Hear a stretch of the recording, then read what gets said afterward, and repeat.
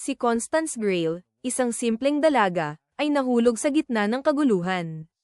Isang sumpa ang bumagsak sa kanya, ang kanyang kasintahan ay nagtaksil, at ang mundo niya ay biglang nagbago.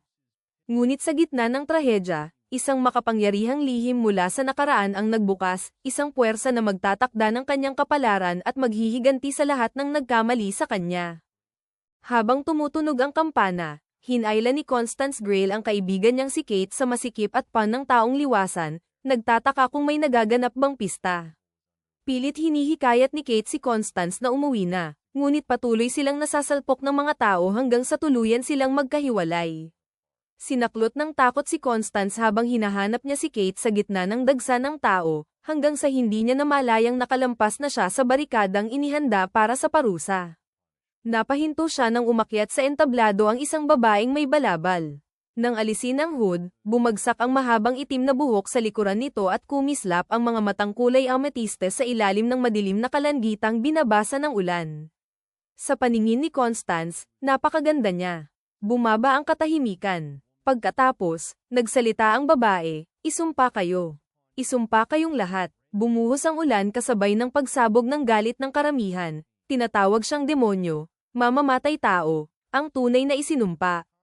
Tinakpan ni Constance ang kanyang mga tainga at ipinikit ang mga mata, hindi handa sa marahas na kalupitang nagmumula sa karaniwang mga tao. Nang muli niyang imulat ang mga mata, nagtagpo ang kanilang mga tingin. Tila tumahimik ang buong mundo. Ngumiti ang babae ng may lungkot, at habang muling tumunog ang kampana, bumulong siya ng mga salitang para lamang kay Constance. Itinaas ng Verdugo ang kanyang talem habang lumuluhod ang babae. Tumama ang kidlat sa mismong sandaling bumagsak ang bakal. Bumalsik ang dugo kay Constance habang itinaas sa hangin ang pugot na ulo. Umungal ang karamihan, tapos na. Patay na siya, isang bangungot na magmumulto sa mga hiyaw ng batang si Constance. Lumipat ang tagpo sa mababang palasyo, ang Grand Merolean.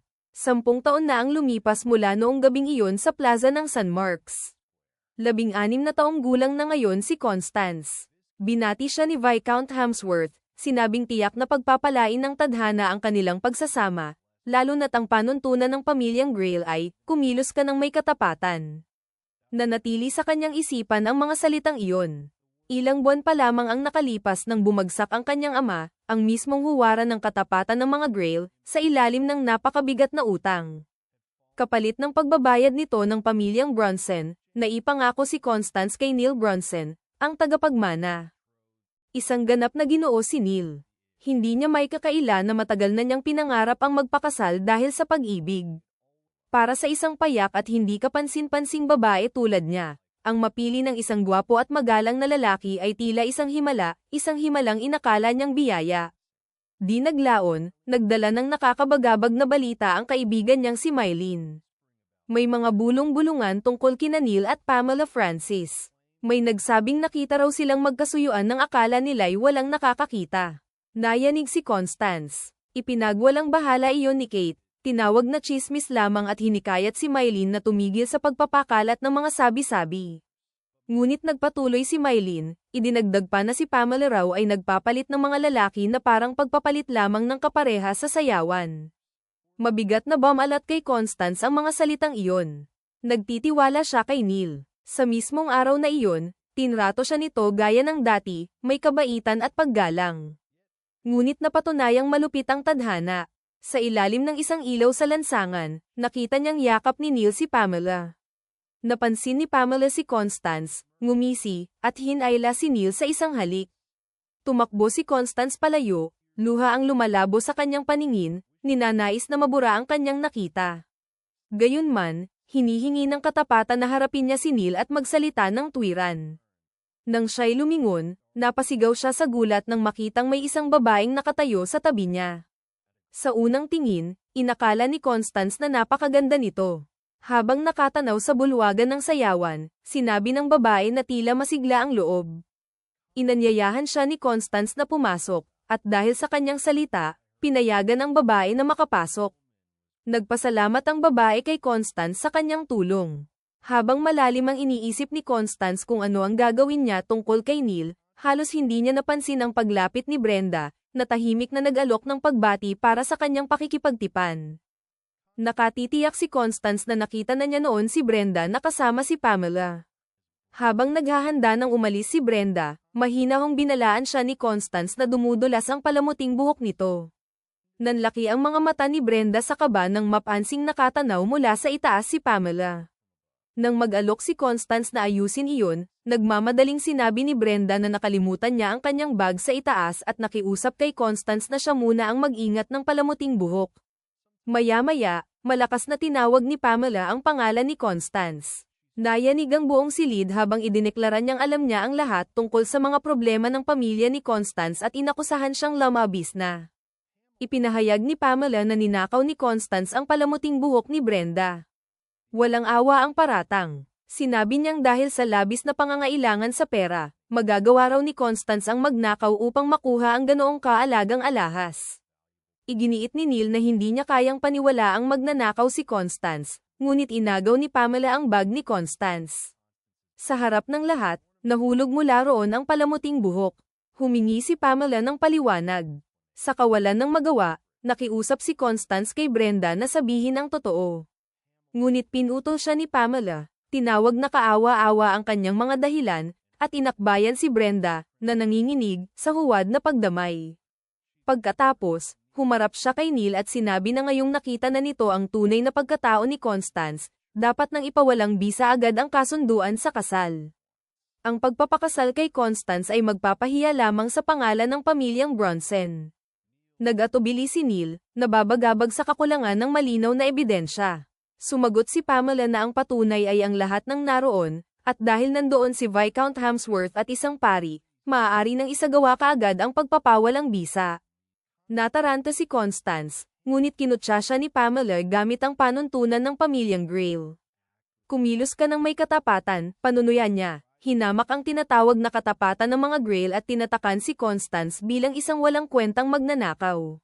Habang umuungal ang karamihan, bumagsak si Constance sa kanyang mga tuhod, nagmamakaawa na may tumulong sa kanya. Nagsalita sa kanyang tabi ang babaeng nakita niya kanina, si Scarlett Castile, na kalmadong nagsabi, "Sige. Tutulungan kita, kapalit ng isang halaga." Nagsalita siya sa pamamagitan ni Constance at nagtanong, "Kaya sabihin mo sa akin, sino nga ba talaga sa atin ang magnanakaw?" Natuwa si Pamela sa gulat.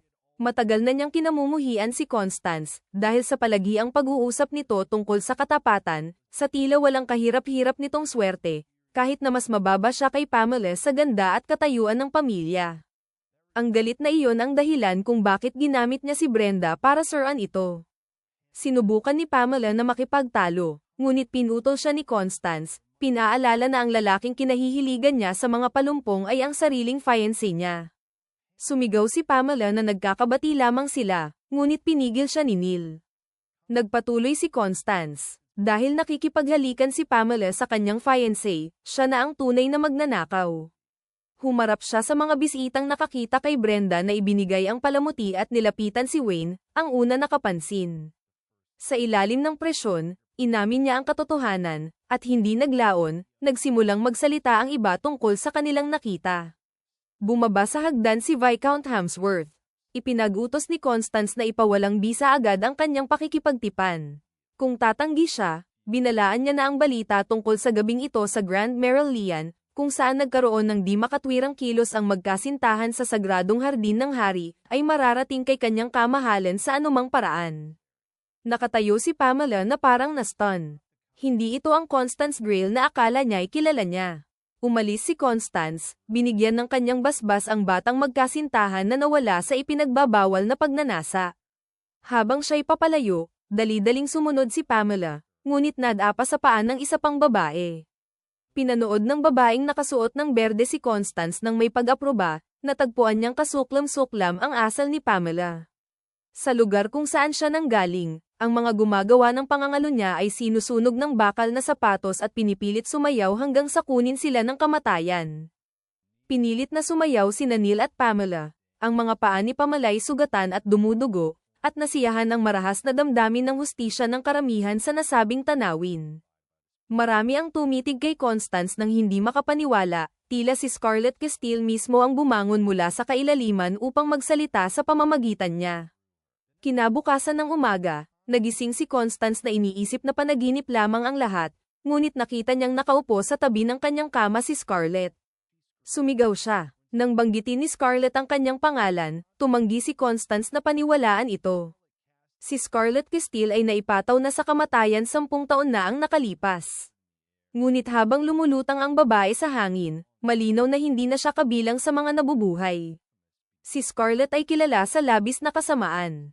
Nagsikap siyang lasunin ang kanyang romantikong karibal, si Cecilia, ang anak na babae ng Viscount, na nag-udyok kay Crown Prince Enrique na ibunyag ang kanyang mga krimen sa Grand Merolean. Napawalang bisa ang kanilang pakikipagtipan, at ang walang habas na kalikasan ni Scarlett ay humantong sa kanyang pagbitay 1 dekada na ang nakalipas. Hindi niya naaalala ang kanyang kamatayan, kundi ang kanyang pampublikong kahihiyan sa Grand Merolean, napahiya sa harap ng walang kwentang si Enrique at ng pusong itim na si Cecilia. Pinuno ng galit ang alaala na iyon. Nang muling nagkamalay, natagpuan niyang muli ang kanyang sarili roon, hindi makapasok sa bulwagan.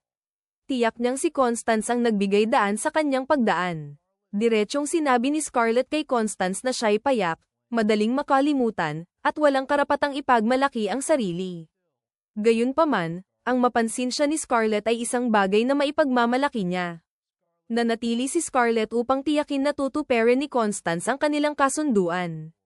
Mula noon, ay lalaan ni Constance ang kanyang buhay upang tiyakin ang paghihiganti ni Scarlett at maisakatuparan ito hanggang wakas.